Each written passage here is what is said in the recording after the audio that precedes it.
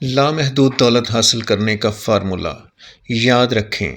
کائنات آپ کو مینیفیسٹ یا ظاہر کرتی ہے، نہ کہ آپ کی خواہشات کو۔ سادہ سی بات ہے کہ کائنات نے آپ کو تخلیق کیا ہے، نہ کہ آپ کی خواہشات کو۔ چونکہ آپ نے خود اپنی خواہشات کو تخلیق کیا ہے، لہٰذا آپ ہی ان کے پورا کرنے یا نہ کرنے کے ذمہ دار ہیں۔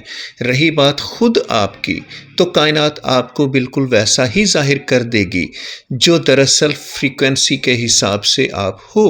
کائنات انگریزی، چینی، ہندی، عربی یا کوئی اور زبان نہیں بولتی، بلکہ یہ فریکوینسی کی زبان بولتی ہے، اور آپ کے ارتعاش یا وائبریشنز کا جواب دیتی ہے، چاہے وہ جو بھی ہو۔ یہ نہیں جانتی کہ آپ کی ذاتی خواہشات کیا ہیں، بلکہ یہ پہچانتی ہے کہ آپ خود در حقیقت کیا ہیں۔ دوسرے الفاظ میں، کائنات صرف اس فریکوینسی کو پہچانتی ہے جس پر آپ اس وقت ارتعاش کر رہے ہیں۔ لہٰذا اگر آپ مایوسی، خوف، جرم اور نفرت کی منفی فریکوینسی پر ارتعاش یا وائبریٹ کر رہے ہیں، تو آپ اسی منفی فریکوینسی کو ظاہر کرنے کے لیے اسی جیسی وائبریشن یا ارتعاش والی چیزوں کو اپنی طرف متوجہ کریں گے۔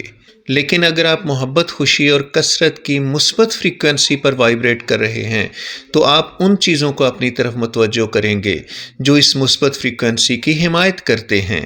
اس طرح آپ کو اپنے دل اور دماغ کو اس فریکوینسی کے مطابق بنانا ہوگا جو آپ اپنی زندگی میں حاصل کرنا چاہتے ہیں۔ اگر آپ ایسا کرتے ہیں تو آپ کی زندگی میں محبت اور دولت خود بخود اتنے ہی آسان طریقے سے آنا شروع ہو جائیں گی جیسے آپ اسے یونیورسل ڈیٹا بیس کے کلاؤڈ سے ڈاؤن لوڈ کر رہے ہیں۔ آپ خدا کی تخلیق ہیں، اس لیے کائنات آپ سے محبت کرتی ہے اور چاہتی ہے کہ آپ دی گئی زندگی کو اس کی تمام نعمتوں بشمول محبت، فراوانی اور ہر قسم کی دولت سے لطف اندوز کریں۔ صرف وہ ایک کام جو آپ نے اپنے دل کو محبت اور دولت کی اس فراوانی کا ریسیور بنانے کے لیے کرنا ہے، وہ ہے اپنے دل اور دماغ کو اس مثبت فریکوینسی کے مطابق فائن ٹیون کریں جو آپ اپنی زندگی میں مینیفیسٹ یا ظاہر کرنا چاہتے ہیں۔